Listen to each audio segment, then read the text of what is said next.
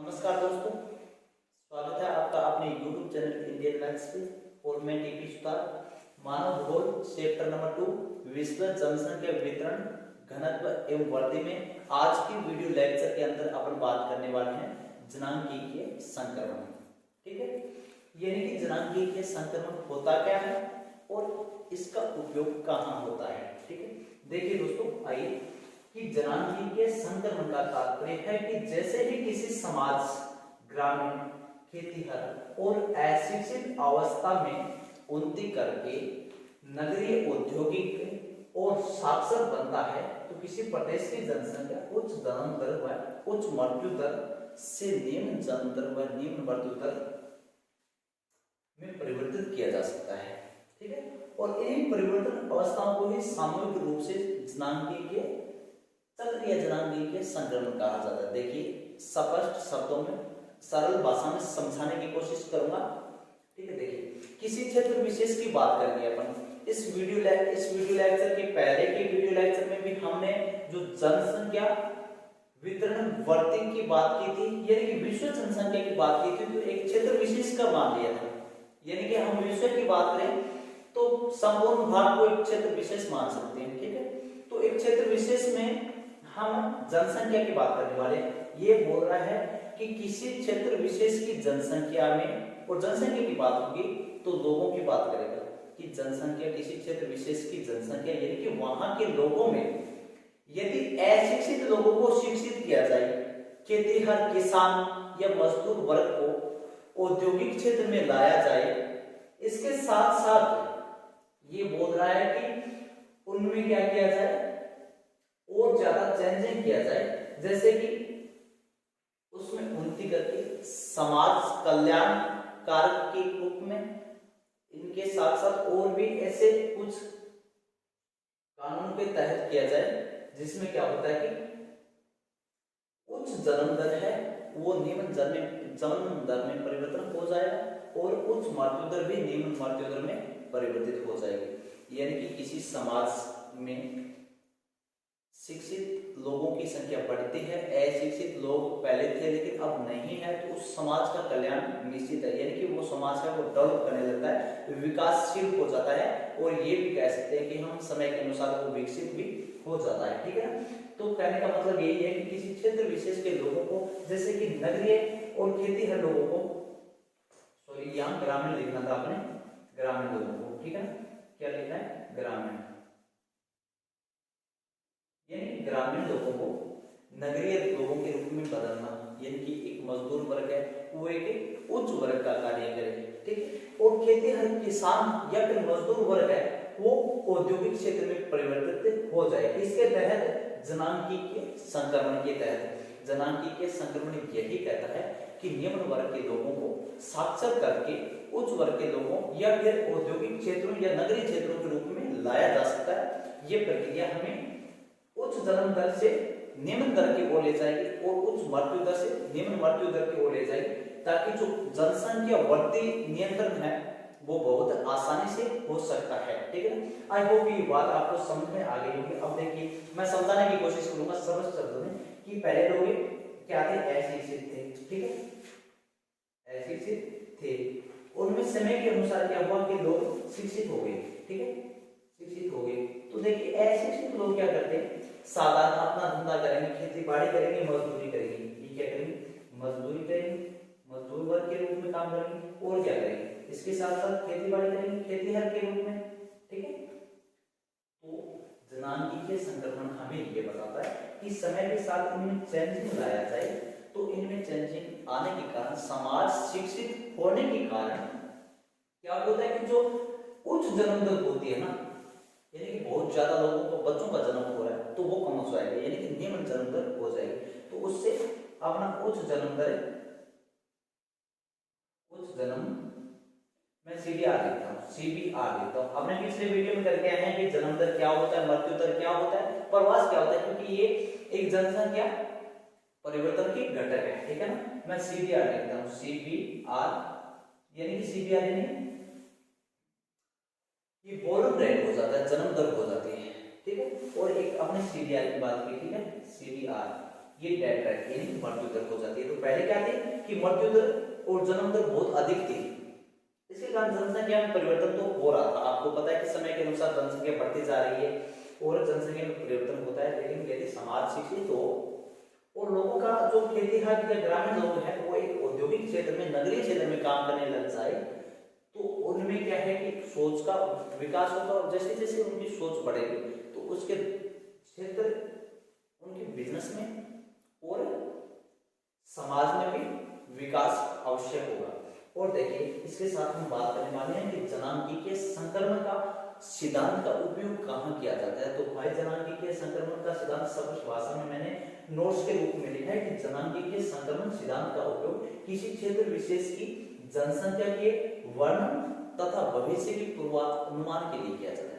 ये कोई भी एक क्षेत्र विशेष, मैंने आपको बताया था कि यदि विश्व की बात करें तो भारत, संपूर्ण भारत को, पूरे भारत को एक क्षेत्र विशेष मान सकते हैं। यदि भारत की बात करें तो कोई प्रदेश मान सकते हैं, राजस्थान, पंजाब, हरियाणा, यूपी, बिहार में से कोई ले ले एक क्षेत्र विशेष, तो उनकी जनसंख्या का वर्णन यानी कि किस प्रकार से वही वर्णन हो गया कि परिवर्तन किस प्रकार से, जनसंख्या वितरण किस प्रकार से, वृद्धि किस प्रकार से, या फिर जनसंख्या का घनत्व क्या है, ये चीज का वर्णन और उसकी भविष्यवाणी यानी कि 2022 में जनसंख्या किसी क्षेत्र विशेष की कितनी है और आने वाले 2050 में किसी क्षेत्र विशेष की जनसंख्या कितनी होगी, उसका अनुमान लगाने के लिए हमें जनांगीय संक्रमण का यूज करना पड़ता है। ये एक सिद्धांत है और ये बोलता है कि एक निश्चित समय के अकॉर्डिंग लोगों में लोगों को परिवर्तित करके उनमें जन्म दर और मृत्यु दर निश्चित करके, घटाकर या फिर नियम करके जनसंख्या वृद्धि या जनसंख्या में कमी लाई जा सकती है। ठीक है ना। तो हम ये बात करेंगे कि जनसंख्या बढ़ती है वो इससे कम होगी और धीरे धीरे जनसंख्या है वो एक सतत लेवल वाली बन जाएगी, यानी कि ज्यादातर नहीं तो मृत्यु होगी और नहीं ज्यादा जन्म होगी। तो इस वीडियो लेक्चर के अंदर हम पढ़ने वाले हैं और अगला टॉपिक पढ़ेंगे कि जनसंख्या बढ़ती है वो कितने दिनों में दोगुना हो जाती है, यानी कि किसी क्षेत्र विशेष की, प्रदेश की या देश की बात करें तो मान लीजिए अपने भारत की जनसंख्या की बात करें तो आज की जनसंख्या 135 से 136 37 कुछ भी मान लीजिए 35 प्लस है तो करोड़ है। तो अब देखें कि ये दुगुना कब हो जाएगा, तो इसकी बात करेंगे कि जनसंख्या दुगुना होने में कितना समय लगता है और इसके साथ साथ जो क्षेत्रीय प्रारूप होता है इसकी भी बात इस वीडियो लेक्चर के अंदर करने वाले हैं। तो वीडियो लंबा होगा लेकिन बहुत कुछ सिखाने वाला होगा। मैं वीडियो के बीच में आपको दो लाइनें सुनाना चाहता हूँ कि दरिया, दो लाइन डेडिकेट करना चाहूंगा कि दरिया अब तेरी खैर नहीं, बूंदों ने बगावत कर ली है, नादान समझ बुज़दिल इनको लहरों ने बगावत कर ली है, और हम परवाने हैं मौत समा, मरने का है किसको खोप यहाँ, ये तलवार तुझे झुकना होगा, गर्दन ने बगावत कर ली है। ठीक है, तो इसके आगे हम टॉपिक करने वाले हैं, देखने वाले हैं जनसंख्या परिवर्तन का प्रभाव क्या पड़ता है। ठीक है, तो देखिए किसी भी विकासशील क्षेत्र की अलग वृद्धि निश्चित है, यानी कोई भी डेवलपमेंट क्षेत्र होता है थोड़ी मात्रा में अलग वृद्धि या सीमित मात्रा में जनसंख्या वृद्धि होती है, ये सुनिश्चित है। लेकिन यही वृद्धि थोड़ा थोड़ा करते करते बढ़ती जाए तो ये फिर एक समस्या का रूप ले लेती है। कैसे बताएं कि किसी भी विकासशील क्षेत्र की अलग वृद्धि निश्चित होती है, ये आपको बताती है, लेकिन एक निश्चित स्तर के बाद यदि जनसंख्या वृद्धि होती है तो क्या होता है कि एक समस्या उत्पन्न करती है, और सबसे बड़ी समस्या ये होती है कि संसाधनों की कमी आती है। क्योंकि जैसे जैसे जनसंख्या में वृद्धि हो संसाधनों का ह्रास उतना अधिक हो गई, यानी कि यूज ज्यादा होगा तो संसाधनों की सरल भाषा में यही कहना चाहेंगे कि कमी होगी। ठीक है ना, एक निश्चित मात्रा में अवेलेबल होते हैं लेकिन कहीं ना कहीं कमी पड़ जाती है। और दूसरी बात होती है कि जनसंख्या का भी ह्रास होता है। तो आपको बात करें कि जनसंख्या परिवर्तन का मतलब वृद्धि भी हो सकती है, और आपको पिछले वीडियो में हमने ये जिक्र कर दिया है कि वृद्धि है वो धनात्मक और ऋणात्मक दोनों प्रकार से हो सकती है। वो डिपेंड करता है कि घटकों के बारे में, घटकों पर डिपेंड करता है कि क्या जन्म दर ज्यादा है या मृत्यु दर ज्यादा है, या फिर प्रवास या जो प्रवास का घटक है वो किस प्रकार से काम करता है। तो देखिए कि जनसंख्या ह्रास है वो एक निश्चित तौर पर मान लीजिए कैसे होता है, जनसंख्या परिवर्तन का कारण है कैसे होता है कि मान लीजिए किसी क्षेत्र विशेष में मृत्यु दर की संख्या बढ़ जाए, मृत्यु दर की संख्या क्या हो जाए, बढ़ जाए, तो क्या होगा, वहां के लोगों की धीरे धीरे मृत्यु होती जाएगी, बूढ़े बुजुर्ग लोगों की मृत्यु हो जाए या फिर मृत्यु दर का मान यानी कि सीपीआर का मान बढ़ता जाए, तो वहां की जनसंख्या में परिवर्तन होगा सबसे बात, और जनसंख्या में क्या होगा, कमी आएगी, क्या आएगी, कमी। तो इसको क्या बोलेंगे, कौन सा रूप बोलेंगे, ऋणात्मक वृद्धि बोलेंगे, क्या बोलेंगे, ऋणात्मक वृद्धि। हमने पिछले वीडियो में जनसंख्या परिवर्तन या फिर जनसंख्या वृद्धि वीडियो लेक्चर फर्स्ट में किया था, तो उसके अंदर आपने बहुत अच्छे से कंडेम किया हुआ है, ऋणात्मक वृद्धि होगी। तो वृद्धि होना या परिवर्तन होना अलग चीज नहीं है, एक ये जनसंख्या परिवर्तन और जनसंख्या वृद्धि दोनों सेम है। आपने जनसंख्या परिवर्तन है वो ऋणात्मक हो सकता है और धनात्मक, उसी चीज को जनसंख्या वृद्धि कहते हैं।